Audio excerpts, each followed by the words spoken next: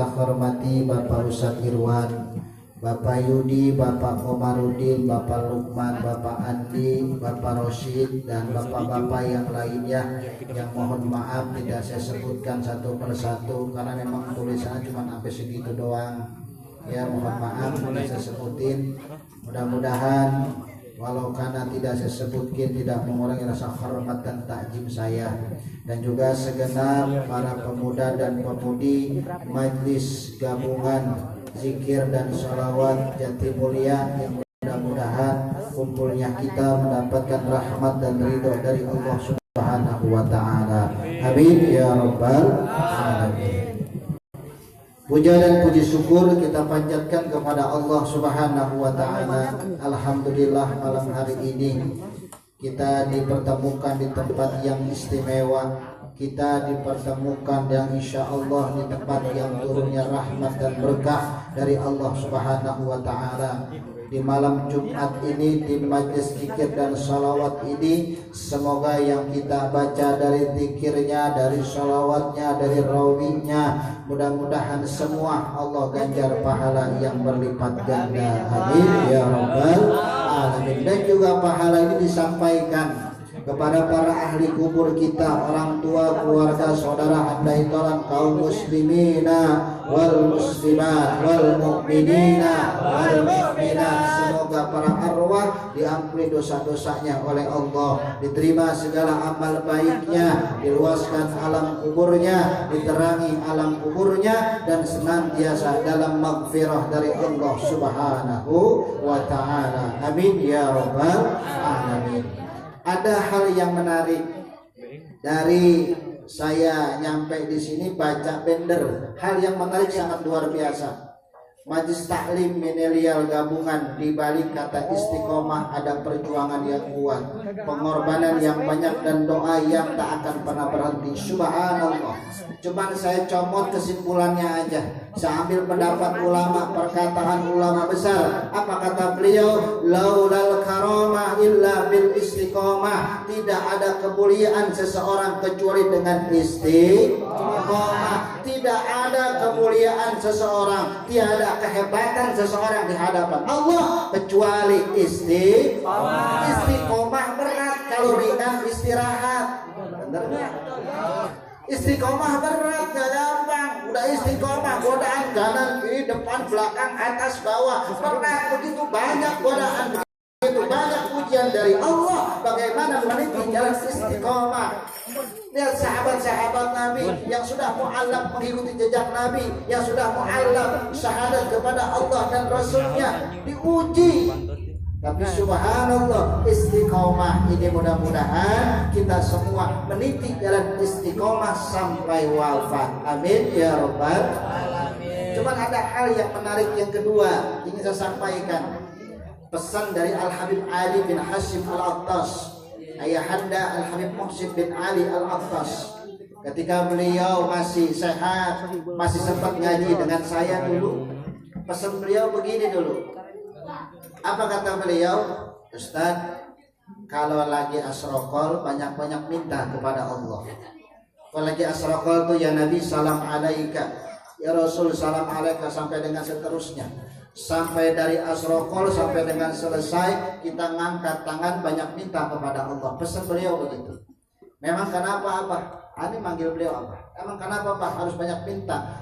Doa yang dibarengi dengan sholawat, munajat yang dibarengi dengan sholawat akan cepat diijabah oleh Allah Subhanahu wa Ta'ala. Apapun yang kita minta ketika asrokol, ya Allah panjangin nomor saya, ya Allah saya pengen kerja belum dapat kerja, interview mampir tiap hari, saya masuk ke perusahaan tapi orang dipanggil pisan. Ya Allah mudah-mudahan gaji suami saya gede, ya Allah sebulan 100 juta, mudah-mudahan ya Allah. Mudah-mudahan yang pada bujangan cepat pada nikah ya Allah. Mudah-mudahan perawan yang jangan sampai pada buntu ya Allah, perawan cepat-cepat pada nikah ya Allah. Amin. Mudah-mudahan tahun yang udah nikah mudah-mudahan nikah 2 kali. Terserah itu ya. Mudah-mudahan. Itu pesan Al-Habib Ali begitu. Asraqal minta kepada Allah. Ya. Makanya ketika asraqal usahain minta kepada Allah sebanyak-banyaknya. Dulu waktu saya ceramah di satu tempat, Ada orang yang nangis lagi asrokol, ya Allah, nangis uyur air mata, basah bajunya, sorbannya basah semua, air mata, nggak tahu yang diminta apa, nggak paham saya. Setelah saya telusurin nggak tahu kaki diinjak orang, nggak tahu. Ini masa. Nah ini makanya buat kita mudah-mudahan istiqomah, banyak-banyak minta ke Allah. Ini sekarang ini Masya Allah, pandemi belum selesai, COVID-19 belum selesai diangkat oleh Allah, belum selesai. Kenapa belum selesai? Masih banyak maksiat yang masih merajalela, masih banyak kemungkaran yang merajalela. Ulama-ulama kita tangkap-tangkapin semua. Makanya alhamdulillah nih Jatimulya termasuk ngaji luar biasa, kagak di stop. Cikumpa, lihat ngaji kemarin saya ngaji di Cikumpa, Masya Allah, pot-potan jantung. Jangan khawatir lagi ngaji begini datang Satpol PP dibuang-buangin semua. Ada takter sama pengurus saya, nanti ngaji sampai setengah 10 aja nih. Emang kenapa? Khawatir lagi ngaji Satpol PP datang. Apa urusannya? Tapi ditangkap dan biarin baik, ada pengurus badarin begitu saya bilang. Ini alhamdulillah Jatimulya sampai jam 10 lewat. Son segede-gedenya. Makanya inilah kata almarhum Abah Nahrawi Tanah Baru, apa kata beliau? Kalau pengen wabah ini cepat diangkat, perbanyak sholawat kepada Nabi besar Muhammad. Perbanyak sholawat. Berapa bisa sehari? 100. Yang gampangan sallallahu ala Muhammad, sallallahu ala Muhammad. Yang gampangan, yang pendek-pendek dan yang panjang-panjang. Alhamdulillah kalau sehari sholawat 1000. Subhanallah, cakep. Baca lagi kapan? Ntar bulan depan. Ya kelamaan. Sehari 100 ini nggak pendek-pendek. Sallallahu ala Muhammad, sallallahu ala Muhammad. Yang pendek kan ada Muhammad. Ada yang pendek kan yang pendek kan mampus nih, nggak ada lagi udah. Ya segitu dia pendek. Ya ini penting buat kita. 100 kita baca salawat. Sallallahu ala Muhammad, sallallahu ala Muhammad, sallallahu ala Muhammad. Ya ini mudah-mudahan ini lagi asraqal, perbanyak sholawat kepada Nabi besar Muhammad Sallallahu Alaihi Wasallam dan juga banyak doa dan munajat. Nanti kenapa kalimatnya ya Nabi salam alaika, ya Rasul salam alaika, ya Habib salam alaika, sholawatullah salam alaika. Bentar itu mah bagian nausoroknya. Ntar insya Allah kalau Anda diundang lagi ceramah, Anda jelasin tuh kalimatnya. Kenapa alaika 4 kali pakai alaika? Enggak ada alaikum, enggak ada alaihi, enggak ada alaiha, enggak ada alaika. Kenapa menggunakan kalimat alaika? Ini luar biasa ulama, subhanallah. Ya makanya mudah-mudahan yang kita baca rawinya, maulidnya, kita langsung mendapatkan syafaat dari baginda kita Nabi besar Muhammad Sallallahu Alaihi Wasallam. Baik jamaah yang berbahagia, ingin Nabi sampaikan 3 aja malam hari ini, mudah-mudahan bisa dibawa pulang jadi oleh-oleh. Kata ulama ada 3 golongan penghuni dunia yang gak dapat laknat dari Allah. Ada 3 golongan penghuni dunia nih yang gak dapat laknat dari Allah. Ada berapa? 3. Ada berapa? 3 apa? Golongan apa? Nah bingung kan dok, saya juga bingung. 3 golongan penghuni dunia yang gak bakal dapat laknat dari Allah. Ini kalau Allah udah laknat, jangan berharap masuk surga. Kalau sudah Allah laknat hambanya, jangan berharap masuk surga aja. Setan iblis dapat laknat dari Allah. Lihat kalimat Qurannya. Dapat laknat dari Allah, diusir dari surga, selamanya nanti bakal masuk neraka. Hal yang gampang yang saya sampaikan, anak-anak kalau dapat laknat dari orang tua kandungnya, gak bakal bahagia dunia akhiratnya. Betul nggak? Kata orang tua begini, awas lo ngambil seperak lagi tanah sejengkal gua laknat tuh. Awas, itu anak gak bakal bahagia dunia akhirat. Orang tua udah ngucap. Ya makanya usahain orang tua jangan sampai menggunakan kalimat laknat. Jangan sampai, mau orang tua kandung mau mertua jangan sampai aja. Maka kalau ngaji kemanapun, berangkat kemanapun, cium tangan sama orang tua. Habis sering sampaikan kalau cium tangan sama orang tua jangan begini 3 kali balik cium tangan. Ya, cium tangan 3 kali baik. Begitu cium tangan. Jangan cium tangan nunduk, jangan begitu. Jangan cium tangan. Kadang-kadang timbang dari jauh, papi berangkat ya khutbah, anak PA dari jauh khutbah, makan amat terindu buat gitu. Jangan sampai cium tangannya orang tua tuh. Ya, kalau anak sudah dapat laknat dari orang tua, jangan harap bahagia dunia akhiratnya. Awas. Ya, ini sudah Nabi katakan. Ya, bahkan kamakola Roma Irama Pidanutihi kan begitu. Ya enggak? Butuhkan begitu, ada kalimat dalam lagunya tuh ada tuh. Ya. Nah ini mudah-mudahan ini semua jangan dapat laknat dari orang tua. Yang pertama kata ulama, orang yang gak bakal dapat laknat dari Allah di dunianya al-alimu, orang alim. Orang alim. Orang alim siapa sih? Ustadz ntar dulu, kiai ntar dulu, guru ngaji ntar dulu, tokoh agama ntar dulu. Kita ambil definisi alim itu apa? Jadi orang alim gak bakal dapat laknat dari Allah. Sekarang alim itu apa alim? Apa orang yang jago ilmu agama? Apa orang yang paham nahwu sorobnya? Apa orang yang paham tentang agama? Ntar dulu lihat definisinya. Apa itu alim? Ambil pendapat Sufyan bin Uyainah. Apa kata beliau? Alim itu orang yang tahu mana baik, mana buruk. Di satu. Jadi orang alim tahu ini baik, itu buruk. Dia bukan sekedar tahu, tapi itu tahu baik, dia laksanakan. Dia tahu itu nggak baik, dia tinggalkan. Itu orang alim namanya. Paham sampai di sini? Paham. Jadi orang alim itu tahu dia baik, itu tahu dia nggak baik. Setelah dia paham, itu baik, dia jalanin. Dia tahu itu nggak baik, dia tinggalin. Itu alim namanya. Walau karena dia bukan ustadz, dia bukan kayak dia bukan tokoh agama, tapi sholatnya benar, ngajinya benar, ibadahnya benar, alim, lebih alim daripada seorang ulama. Benar enggak? Benar enggak? Ya, ini ngaji begini. Makanya Abi sering bilang, ketika kita bertemu dengan siapapun, Syekh Abdul Qadir Ar-Jailani beliau mengajarkan. Apa kata beliau dalam kitab Nashihul Ibad? Ketika kau bertemu dengan seseorang, maka jangan kau menganggap dirimu lebih alim daripada beliau, tapi kau menganggap dia lebih alim daripadamu. Satu kata Jalani. Jadi ketika kita bertemu sama orang, ente lebih alim, doa ente mustajabah. Jangan ente menganggap diri kita lebih alim. Begitu. Ya, udah datang masalah sorban kayak ban motor, Vespa gede banget. Butuh gamisnya 3 lapis. Yang dari lepis gamisnya yang berat. Sorban 10 meter sekali nyabet pada PU ini semua. Bayangin. Wah, ilaha illallah. Sholat enggak, ya percuma. Bisa ngaji orang. Nah, ini jangan sampai. Lebih baik kita begini. Kita kemana-mana pamit sama orang tua, hormat sama guru, ngaji yang benar, udah begitu alim namanya. Yang penting sholat jangan sampai ditinggal, yang penting ngaji jangan sampai ditinggal. Alim. Ketika kamu itu tahu baik, laksanakan. Ketika kamu itu tahu nggak baik, tinggalkan. Itu alim namanya. Ya. Ibaratnya begini dalam bahasanya, halalun bayyinun wa haramun bayyinun. Halalnya jelas, haramnya juga jelas. Jangan sampai dibikin remang-remang gitu. Mohon maaf, Bi, boleh tanya nggak? Boleh. Kalau saya sedekah, Bi, bukan ke janda, bukan ke yatim, ke siapa? Ke biduan, boleh nggak, Bi? Ke biduan. Jadi nyawer dibilang sedekah begitu. Dirubah tuh kalimat. Bayangin. Ya.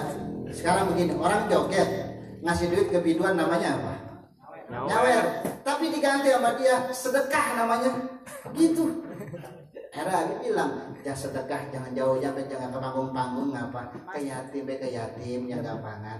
Habis kasih ke yatim, doain ya, mudah-mudahan saya punya ini goal, saya punya bisnis lancar. Jangan kebiduan, nyangkutin di mana baik, di rambut jadi, di belakang jadi, berantakan akhirnya. Ya, jadi mudah-mudahan walaupun kita bukan orang alim, mudah-mudahan anak kita jadi orang alim. Amin. Anak nggak jadi alim, cucu jadi alim. Cucu nggak alim, cicit jadi alim. Habis cicit apa? Uyut. Habis uyut, apa pokoknya ke bawah dah tuh dah. Ya, gua cecet, cocot, cacat, gua ke bawah semua tuh. Ya, mudah-mudahan jadi orang alim semua. Ya, jadi orang alim bukan kita dipanggil ustaz atau kiai, tapi orang alim itu dia tahu itu baik dan enggak baik, dan dia itu dia kerjakan semuanya. Paham sampai di sini? 2. Singkat. Yang kedua, orang yang nggak bakal dapat laknat dari Allah, talabul ilmi, orang yang nuntut ilmu kayak kita malam hari ini. Kita jauh-jauh ngapain sekarang? Kan begitu. Kita jauh-jauh, ada yang rumahnya di sini, ada yang rumahnya di sono. Habis di rumah di Pondok Raja, dekat Masjid Jihadul Akbar. Datang kemari, alhamdulillah undangan Ustaz Suryadi, alhamdulillah bisa hadir kemari. Orang yang menuntut ilmu selama hidupnya gak bakal dapat laknat dari Allah, asalkan benar menuntut ilmunya. Maka yang paling enak setelah ibadah, setelah nikah, orang duduk di pengajian. Yang paling enak ibadah nikah, tapi yang kedua duduk di pengajian. Bayangin, mohon maaf, kita duduk di pengajian, gak minta air dikasih, gak minta makan dikasih, gak minta berkat dikasih. Emang dapat? Kagak. Gak bisa gede-gede bener lagi. Bayangin, orang yang paling enak di pengajian udah. Pertama, dosa rontok. Kedua, ilmu dapat. Ketiga, orang tua yang masih hidup atau yang telah dipanggil oleh Allah, dosa diampuni oleh Allah Subhanahu wa taala. Maka orang yang nuntut ilmu, Abi buka dalam kitab Tangkihul Qaul fi fadilati tentang ilmu, buka dalam kitab Irsyadul Ibad tentang keutamaan ilmu, buka lagi dalam kitab Mukasyafatul Imamul Ghazali tentang keutamaan ilmu. Subhanallah, ternyata ulama ngarang kitab dengan berbagai macam judulnya pasti ada tentang keutamaan menuntut ilmu. Makanya sampai berhenti nuntut ilmu, usahain seminggu sekali hadir. Nggak bisa sebulan sekali, nggak bisa per 3 bulan datang, nggak bisa setahun sekali dah, nggak bisa juga kampus nih kan. Sudah parah namanya, setahun sekali udah nggak bisa. Sesibuk apapun dalam perkara duit, jangan tinggalkan majelis ilmu. Segede-gedenya pahala haji dan umroh, lebih gede orang yang nuntut ilmu. Bayangin, haji gede nggak pahalanya? Umroh gede nggak pahalanya? Itu gede, tapi masih kalah gede sama orang yang nuntut ilmu. Hadis Nabi SAW. Insya Allah, jangan main-main orang nuntut ilmu. Walau karena ngaji, kata Nabi apa? La taktubu harapan. Kamu nggak bawa pulpen, kamu nggak disuruh pun, tapi duduknya kamu sudah mendapatkan rahmat dan ampunan dari Allah Subhanahu wa taala. Makanya tadi pas abang es rokok, kenapa pakai wangi-wangian? Ya, kadang-kadang ada mohon maaf pas kelompok manusia yang lemes mulutnya. Asrokol wangi-wangian malah asap juga batuk paru-paru tuh begitu. Ada yang ngomong tuh lemes banget mulutnya. Kan kunci rebe dari menjepitan. Bayangin tuh lemes banget. Kita nggak tahu, buka kitabnya, makanya ngaji yang benar. Malaikat senang orang yang duduk di majelis taklim. Malaikat senang dengan wangi-wangian. Siapa orang yang pakai wangi-wangian mengikuti sunnah Nabi SAW, dan malaikat senang kepada orang yang pakai wangi-wangian. Begitu. Ya paham. Kadang-kadang agak paham, nggak paham dulu pengen ngomong semau dia. Ya, makanya dianjurkan oleh Nabi kalau ibadah pakai minyak wangi. Walau karena diolesin kagak ada minyaknya, kan begitu.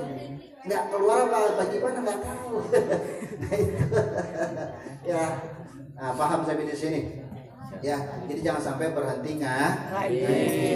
Jangan ngaji perawan, ngaji orang kaya, ngaji orang miskin, ngaji orang susah, ngaji banyak utang, ngaji janda, ngaji budak, ngaji orang mati, ngaji ya udah mati.